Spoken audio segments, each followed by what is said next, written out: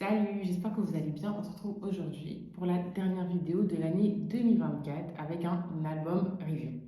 Donc moi, ça me tient à cœur. Enfin, en vrai, je trouve hyper intéressant de finir cette année avec cet album review et cet album de TH, Hit Rap, parce que pour moi, c'est l'album qui est le beaucoup plus ancré dans notre année 2024 et tout son contexte social, politique, écologique.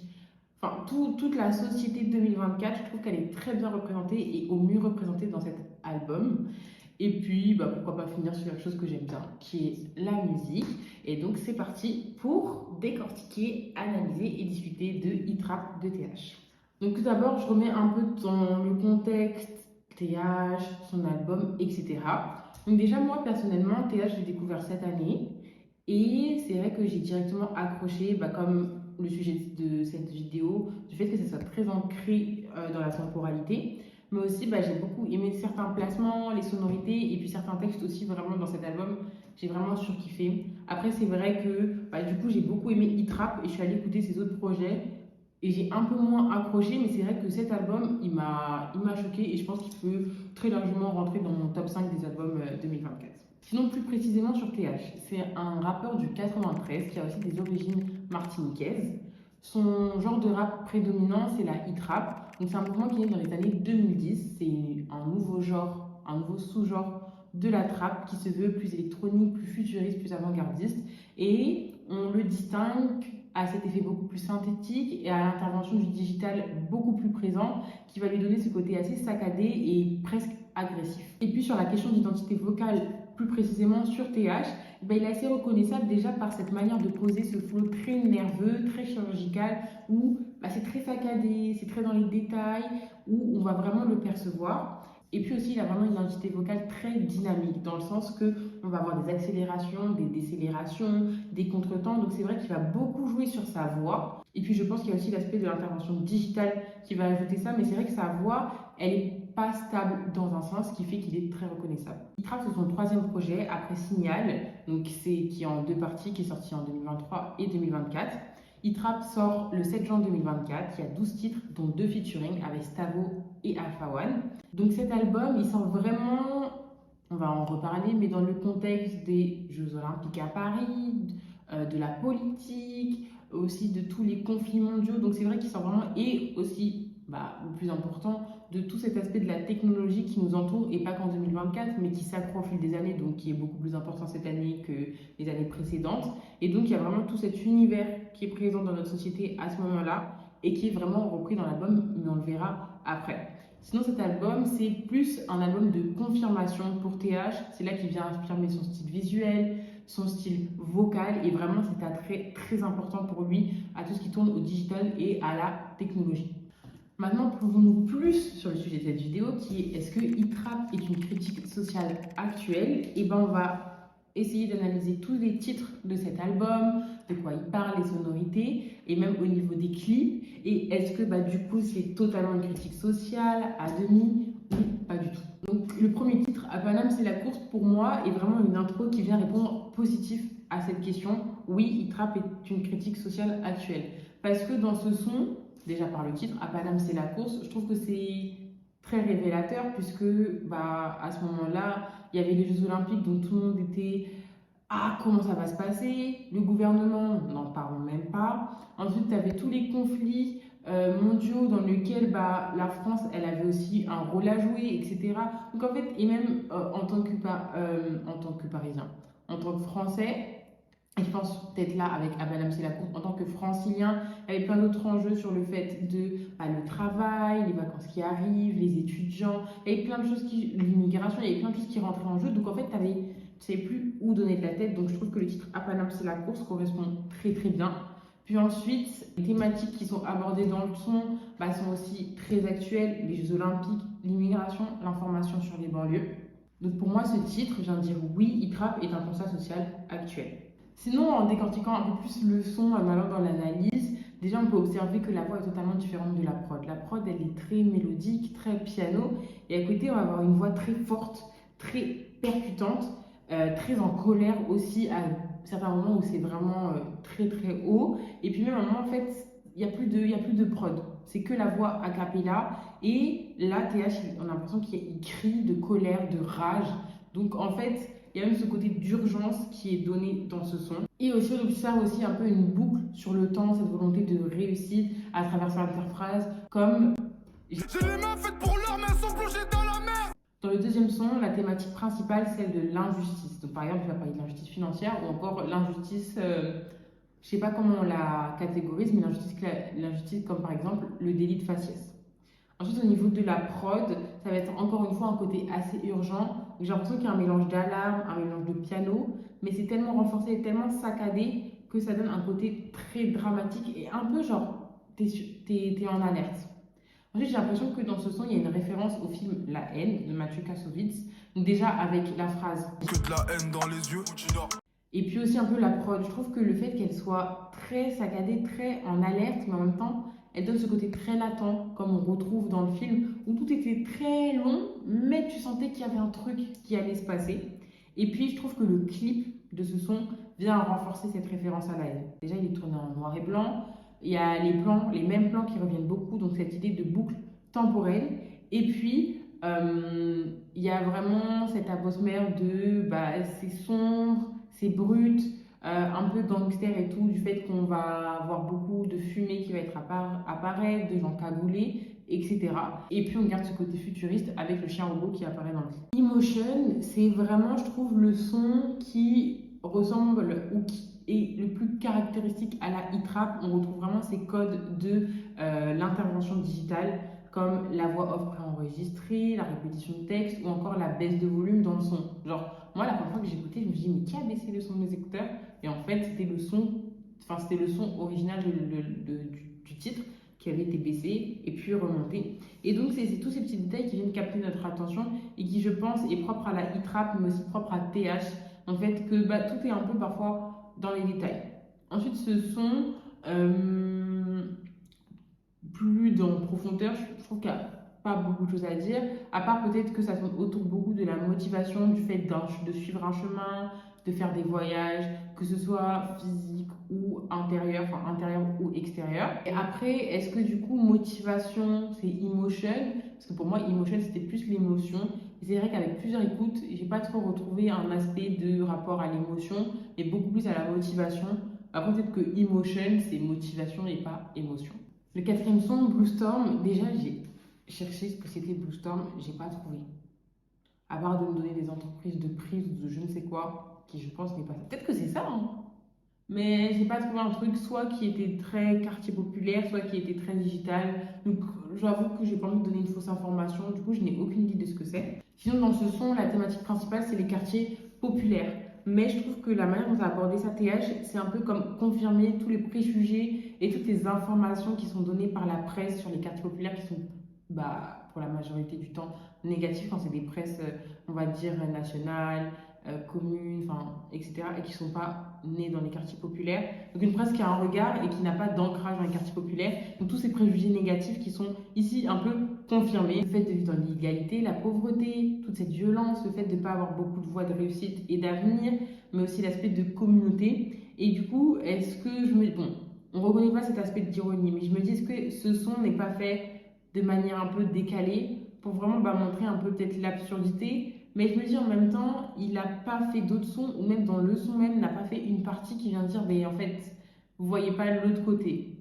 Mais après, c'est pas obligé parce que peu importe comment la personne va l'aborder, si c'est une personne qui est issue des quartiers populaires, elle va se rendre compte que oui, les préjugés ne sont pas nés sur des bases fausses, il y a des bases vraies, mais c'est pas seulement ça. Du coup, je sais pas comment appréhender ce son. Et après, dans ce son-là, on peut ajouter qu'il y a un refrain chanté, mais j'avoue qu'il n'ajoute rien de spécial. Enfin, il n'a pas une particularité spéciale dans le son. Ocho Cinco, c'est totalement l'inverse de Blue Storm. Déjà dans les thématiques, là on va aborder le luxe, la richesse, la réussite, en évoquant des grandes marques de vêtements, etc. Et puis même musicalement, là la prod et le rythme il est beaucoup plus énergique, beaucoup plus de mouvement. TH, la manière de dépôt, c'est beaucoup plus lent, beaucoup plus posé. Et même, limite, c'est beaucoup plus saccadé, mais pas saccadé genre brut, etc. Mais posé. Genre, il y a vraiment un temps marqué entre chaque proposition qui contraste totalement avec Booster. Ensuite, les deux prochains sons, ce sont ces deux featuring. Donc, le premier, c'est Délinquance juvénile avec Stavo. Donc, la thématique principale de ce son, c'est la délinquance juvénile, comme l'indique le titre. Et on va retrouver beaucoup de ce son lexical. Tribunal, barrette, garde à vue, la bague, etc. Ensuite, on va voir qu'il y a un ancrage dans l'actualité, puisque dans ce son, TH va faire référence à Anne Hidalgo et son passage à 30 km/h du périph', qui personnellement, je pense, qui est totalement pas logique. Enfin, je comprends pas, tu fais une route à 4 voies, et on te dit de rouler à la hauteur de la plus courte. Enfin, voilà, mais bon, c'est pas le sujet, mais bon, c'était tellement une idée merveilleuse. Du coup, voilà, ce passage-là, vu que ça a été une idée qui a été développée pendant l'été et qui a été, je crois, si je dis pas de bêtises, acceptée et mise en place très récemment, bah, ça montre qu'il y a vraiment un ancrage très très actuel. Sinon, après, sur les voix, la voix de Stavo et la voix de TH sont totalement différentes et même dans leur manière de poser dans le son, sont très contrastantes. Stavo, il va poser de manière très forte, très but, enfin, ça va être très grave, pas masculin, mais très grave.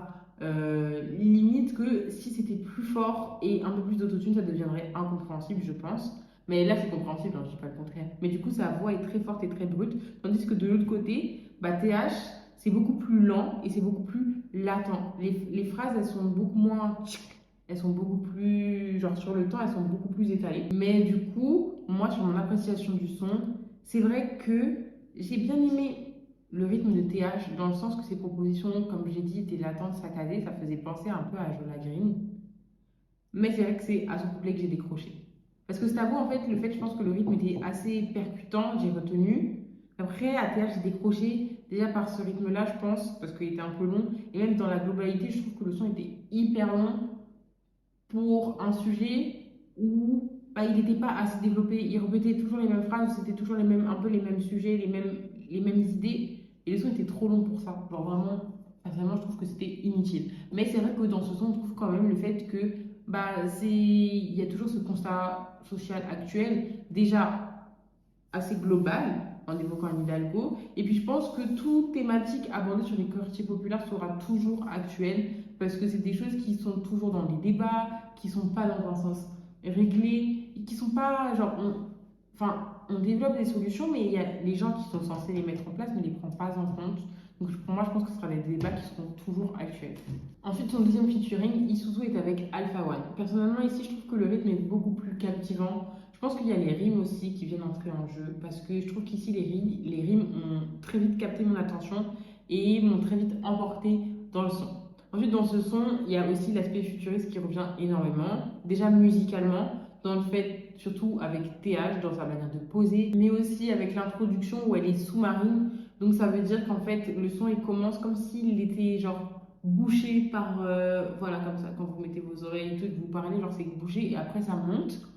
Et puis aussi, on retrouve cet aspect futuriste dans le clip, puisque ce sont aussi un clip. Donc lui, il est en couleur, mais il a été tourné à Tokyo, de ce que j'ai pu comprendre. Donc en vrai, Tokyo, c'est la ville un peu genre hyper futuriste.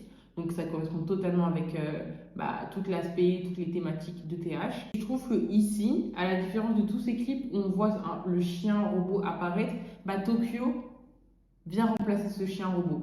Après, par contre, sinon, dans le clip, bah, même s'il est en couleur et qu'il devrait censé plutôt apparaître plus festif, beaucoup moins sombre, et bah, je trouve qu'il a quand même ce caractère sombre de fou zinzin. Parce que déjà dans le mouvement, les mouvements de caméra qui sont hyper genre bruts, rapides, et qui vient donner bah, à la lumière un mouvement hyper genre pas envoûtant, mais ça te perd dans l'espace et tu dis il y a un problème, ça te tient en alerte aussi. Mais aussi dans le mouvement bah, de TH et de Stavo qui apparaissent à la caméra, ils font des gestes hyper brutales. Donc c'est vrai que bah, en fait, bien que le clip soit en couleur et qu'il se passe à Tokyo, donc en vrai, on sait que Tokyo, c'est pas non plus l'endroit le plus dangereux dans un sens, en tout cas là où ils étaient, c'était le centre-ville. Et bah je sais pas, il y avait quand même cette atmosphère très sombre et très brute qui est donnée dans le clip. Et je trouve ça même très très intéressant. Maintenant, on passe à mon son favori, Pilule. Pour moi, vraiment, je le surkiffe. Genre, vraiment, je l'écoute encore et je trouve qu'il a vraiment une puissance qui ne descend jamais, mais une puissance sonore, visuelle, avec le clip, mais même sonore visuellement. et textuellement qui est hyper forte. Donc moi vraiment je l'adore. Et puis aussi je trouve que c'est vraiment le son le plus critique et le plus ancré, le plus... Ouais, c'est vraiment le son le plus critique, dans le sens pas problématique, mais genre qui est une vraie critique sociétale. Je trouve que c'est vraiment le son qui représente la critique sociétale de cet album. Donc déjà par les thématiques qui sont abordées, je trouve que c'est les plus... Bah, en vrai ici problématiques dans le sens que bah, elle peut poser débat pour n'importe qui quand tu as des idées qui divergent. Donc on va aborder l'avortement, la question du corps de la femme, la question de vie de parents, le contexte géopolitique dans le monde, et puis aussi le fait bah, de l'avenir, donc l'avenir de ta vie, mais aussi l'avenir de quand tu vas avoir des enfants, donc bah, comment va se passer la vie dans quelques années, au vu des choix qui vont être faits par nous et par le reste du monde. Et donc voilà, c'est tous ces sujets qui sont abordés, qui sont très actuels, qui sont très débattus. Et moi, je trouve qu'il les aborde avec une certaine sensibilité qui est quand même très bien abordée. Il arrive à jongler entre un point de vue masculin et un point de vue féminin sans que ce soit genre bizarre ou mal fait. Je trouve que c'est fait subtilement. Parce que c'est vrai que bah, du coup, il va aborder un point de vue masculin qui est très personnel, mais je trouve qu'il est en même temps très neutre.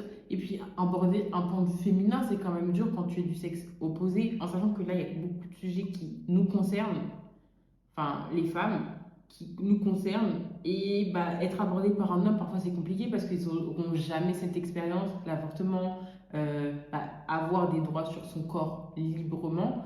Mais c'est vrai que je trouve que c'est très très bien abordé. Et en même temps, je trouve qu'il réussit aussi de s'adresser, de poser comme s'il s'adressait à un enfant. Enfin, une personne qui n'a pas encore toute cette visibilité globale sur le monde. J'ai l'impression que de sa manière de poser, c'est comme s'il pouvait s'adresser à un enfant. Déjà, quand il dit bah, qu'est-ce qu'on va faire, est-ce que tu veux de moi, etc. Enfin, même quand il pose, mais même dans les mots qui sont choisis et ses phrases, c'est comme s'il s'adressait à un enfant pour en même temps ne pas brusquer. Ça ne veut pas dire qu'il ne prend pas position, parce que là, il prend position hein, pro-avortement, que la femme doit décider de son corps, etc. Mais en même temps, c'est pour ne pas être trop brute. Et c'est vrai que moi, c'est cette ambiguïté que j'ai bien aimée. Et on pourrait dire, voilà, c'est un son hyper doux, c'est un son mélo, pas du tout. En fait, je trouve que c'est juste, je pense, a cappella, il aurait très très bien pu marcher. Je pense que la prod ici est juste venue ajouter un rythme pour que ça devienne un son. Mais moi, je dirais que c'est plus genre une sorte d'essai, de court essai ou un court essai qui a été développé et qui parle. C'est clairement ça. Et puis après, tu as le clip qui, sincèrement, je trouve, représente bien le son, mais en même temps vient lui donner une force supplémentaire. Déjà, il est en noir et blanc. Donc moi, je pense que ici, le noir et blanc, à la différence du deuxième son, il vient pas donner ce côté sombre. Il vient surtout donner ce côté très de l'unité, que ça concerne tout le monde sans exception. Ensuite, les deux personnages principaux, ils ont les yeux pixelisés. Donc pas bandés, mais genre, c'est des bandes, genre un peu comme quand tu regardes une vidéo et qu'on floute le visage. Ben là, c'est flouté que les yeux. Donc là, moi, je trouve que ça donne encore ce côté d'unité, mais aussi ce côté très futuriste. On va retrouver le chien robot, donc on reste dans le futur. Et puis, je trouve qu'on reste aussi dans le futur avec ces zappings qu'on va avoir des flash news du contexte politique, géopolitique actuel dans le monde, avec les conflits, la guerre, des explosions, etc. Donc tout ça, les gouvernements, tout ça est passé en flash info aussi dans le clip, donc je trouve que ça donne ce côté futuriste. Et en même temps, ça évoque les thématiques et le fait que ça concerne tout le monde, qu'on voit un couple proche, intime, mais en même temps distant, en dispute. Donc... Et puis aussi, dans le clip, qu'est-ce qu'on retrouve? C'est cette ambivalence de vie, donc le fait d'avoir un enfant dans sa vie et le fait de ne pas avoir un enfant dans sa vie. Parce qu'on va avoir des scènes où on va se retrouver par exemple dans un salon avec plein de jouets d'enfants partout, et puis à un moment, la scène, en fait, il n'y a plus de jouets d'enfants. Mais genre, c'est montre vraiment qu'il y a deux histoires qui sont racontées en même temps. Et je trouve que qu'est-ce qui donne enfin, de quelle manière le clip vient renforcer et donner un pouvoir supplémentaire au son, c'est le fait que en fait, on va pas voir l'artiste dans ce clip. Vous voyez plus souvent quand il y a un clip d'un son, bah, l'artiste il apparaît en train de poser ou etc. ou il est acteur dans son clip. Et bah là pas du tout. Il y a la voix de TH, mais il apparaîtra jamais dans le son. Donc vraiment le clip devient en fait une histoire, une narration, un mini-film dans un sens. Et ce qui vient confirmer qu'en fait, il veut vraiment raconter quelque chose dans son son et que tout le texte, c'est plus une sorte d'essai ou une sorte de développement et que le clip est là visuellement pour l'expliquer s'il n'a pas été totalement compris. Je ne sais pas si tout était compréhensible, mais moi c'est comme ça que je l'ai perçu. Et c'est vrai que j'avais déjà beaucoup aimé le son seul, mais avec le clip, j'ai vraiment surkiffé. Sinon, prochain son, Canette énergétique. Alors là, contraste parce que j'ai pas grand chose à dire. J'ai écouté plusieurs fois, mais c'est vrai que soit c'est moi qui n'ai pas tout compris, mais j'ai l'impression que c'est quand même un titre beaucoup plus personnel où il parle de son quotidien. Mais après, il n'y a pas grand chose qui m'a marqué, à part peut-être la sonorité qui, je trouve, enfin, les sonorités de la prod qui font beaucoup penser à de la Jersey Drill, puisque c'est assez dansant, assez rythmique, assez mouvementé. Mais après, voilà. Le dixième son, Terrain, je trouve que c'est une très très bonne continuité à Canette énergétique. On reste dans cette idée de énergétique, dansant, mouvementé. Donc ici, c'est beaucoup plus zumba, boom bap, etc. Et le refrain, il est très caractéristique puisqu'on va avoir des répétitions de phrases, de mots. Ça va être très entêtant et des rimes en ou, ce qui fait que le refrain devient très vite, qui rentre très vite dans la tête. Ensuite, le clip vient confirmer ce visuel de fête. On va retrouver tout ce qui est l'atmosphère de la fête. Ça se passe la nuit, en dehors, à l'intérieur, de l'alcool, des femmes qui twerk. Enfin, c'est pas non plus toutes les fêtes qui se passent comme ça, mais c'est vrai que c'est des codes, c'est certains codes de la fête qui montrent que ce son, c'est un peu un son comme ça, qui est pour s'ambiancer et tout. Puis on aura toujours ce côté futuriste avec le chien robot qui est présent dans le clip. Donc en fait, TH, il réussit dans chaque son d'importer ce côté de la hit rap au-delà des prods, mais par des tout petits détails, que ce soit visuellement ou sonore. L'avant-dernier son, moi j'ai trouvé très intéressant, mais aussi très intriguant. Enfin, les deux se complètent très très bien.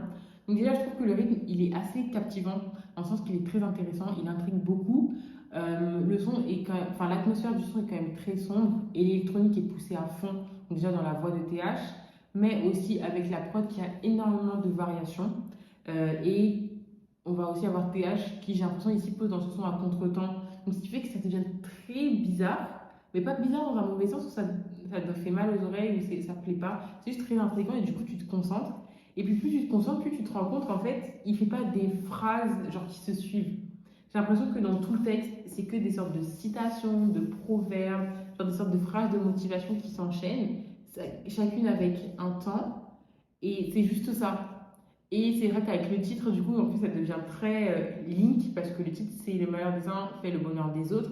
Et du coup, c'est que des phrases typiquement comme ça qui sont posées dans tout le texte. Et moi, je trouve ça hyper drôle, enfin, hyper intéressant.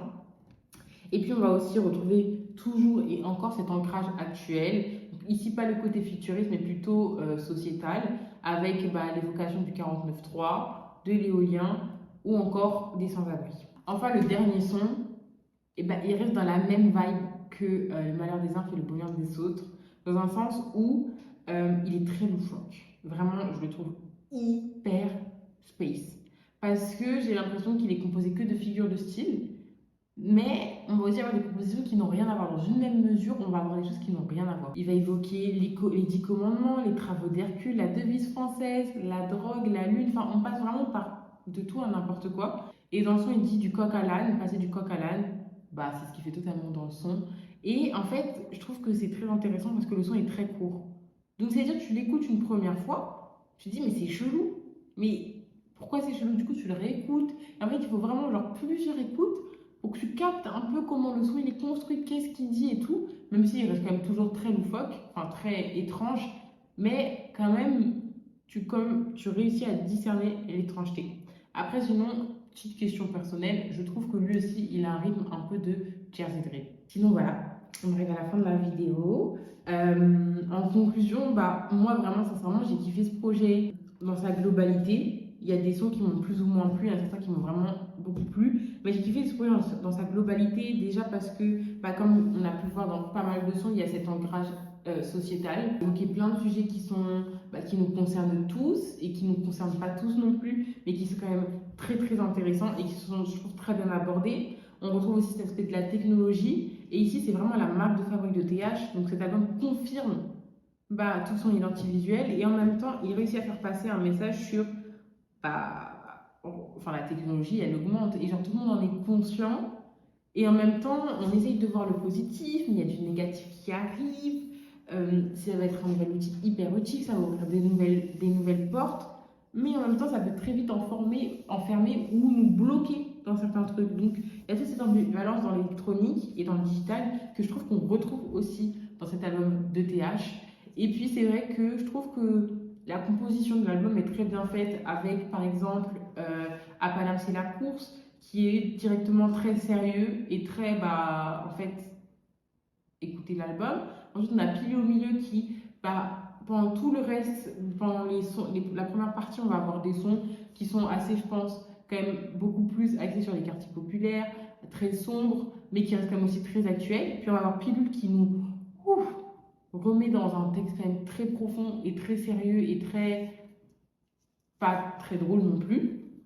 Et puis après, on passe à la deuxième partie des sons où là, c'est beaucoup plus zumba, beaucoup plus une ambiance, aussi beaucoup plus étrange et beaucoup plus, je trouve, une partie bah, d'amusement et d'expérimentation. Mais je trouve que tout est bien composé sans que ça soit un truc hyper fouillis ou hyper perdu.